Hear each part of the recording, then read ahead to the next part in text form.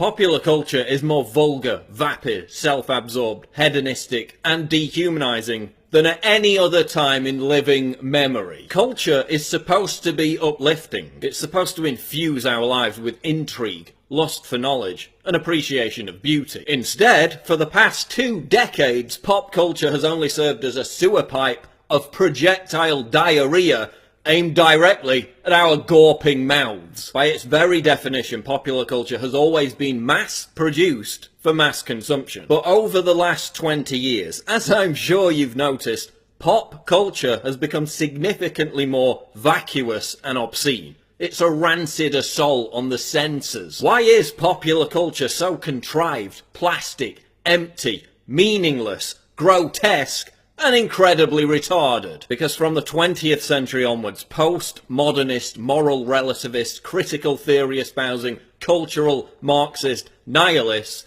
began to seize control of society. Postmodernism seeks to erase the distinction between high culture and popular culture. They want to turn everything on its head. In simple terms, postmodernists have sought to reshape society in their image. And that's why everything's so ugly. From architecture to art to music to entertainment, they're making everything hideous. The goal?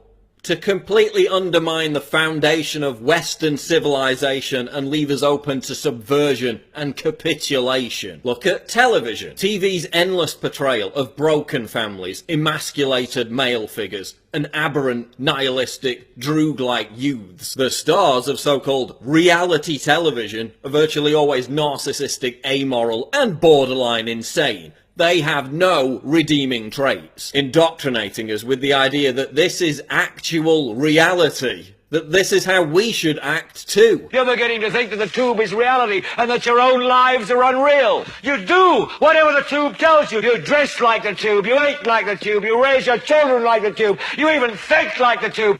This is mass madness, you maniacs! In the decadent late stages of a society, bizarre behaviour proliferates and is legitimised by the dominant culture. They're fetishizing pathology. We're even seeing the mainstreaming of paedophilia by the news and entertainment media. Salon.com giving a platform to a wannabe child molester. Articles that legitimise watching child porn. A new Fox show that shows a transgender 6-year-old wearing a sadomasochistic ball gag. This is all intended to drag us down into the gutter. Once we absorb this kind of degeneracy, our moral filter is irreparably damaged. Studies show that the more TV you watch, the more depressed you are, even for active people who exercise regularly. And is it really any wonder, given the warped and corrosive view of humanity that is perpetuated by television? We are their cattle. We are being bred for slavery. The revolution. Can somebody please explain to me what the hell that's all about?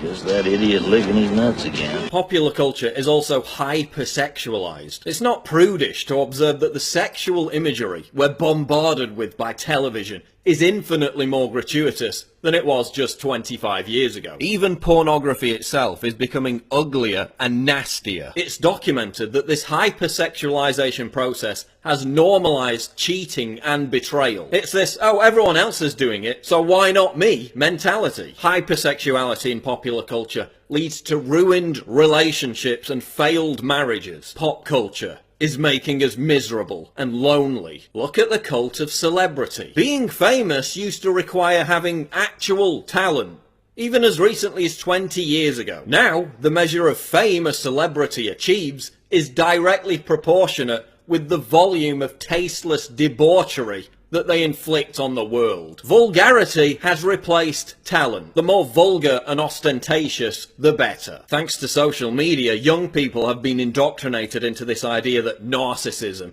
not fulfillment, not meaning, not authenticity, but narcissism is the ultimate measure of satisfaction and importance. Celebrity is just a reflection of that. So what do we look for in our celebrities? Talent? Meaning? Authenticity? No. We look for narcissism. When 16-year-olds were asked in a survey, what would you like to do for your career? 54% answered become a celebrity. Yet nearly 70% of them had no idea whatsoever how they would achieve this. Sometimes when I watch TV, I stop being myself and I'm a star of a series or I have my own talk show or I'm on the news getting out of a limo, going someplace important. All I ever have to do is be famous. People watch me and they love me.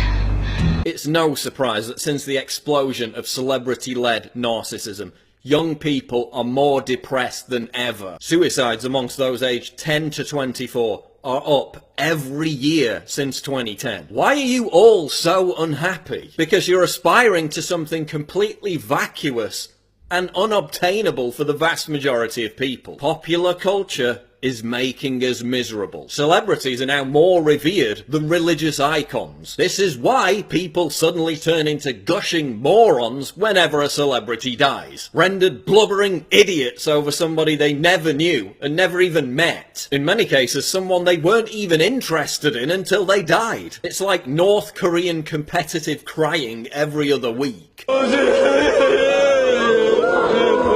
And look at celebrities who wake up from their coma and use their platform to bite the hand that feeds them by questioning what they're a part of. I've got one that can see. When Kanye went off script and started decrying the popular culture he once served, they put him in a psych ward. Cause y'all been lied to and can't play what they want to play because they've been paid to play that bullshit over and over and over. Look at how the custodians of pop culture treat celebrities who think for themselves or who challenge the status quo. They're immediately dispensed with because the entire scam is dependent on a complete lack of diversity, a vicious intolerance of anything that's truly original or unpredictable. That's why popular culture is so sterile. And you know, it's ironic that one of the most popular talent shows is called The X Factor, given that the introduction of actual X factors, i.e. unknown quantities, into the system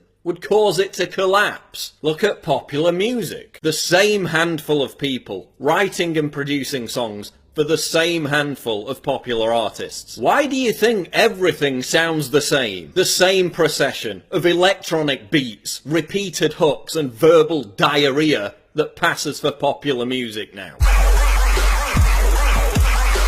Music is less diverse and the lyrics are more dumbed down than ever before. Man, rap today fucking sucks bad. They're not even saying words anymore.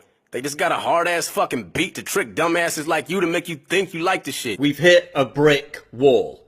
There hasn't been a single authentic movement in popular music for the last quarter of a century. And look at the effect it's had. Young people were once able to channel their self-loathing, their anger, through the medium of rebellious music. Think punk, grunge, goth. Now, they're all growing up listening to sterile drivel like One Direction and Maroon 5. Yes, we always had manufactured plastic crap, but we also had alternatives. Now there are no alternatives. They just don't get the airtime.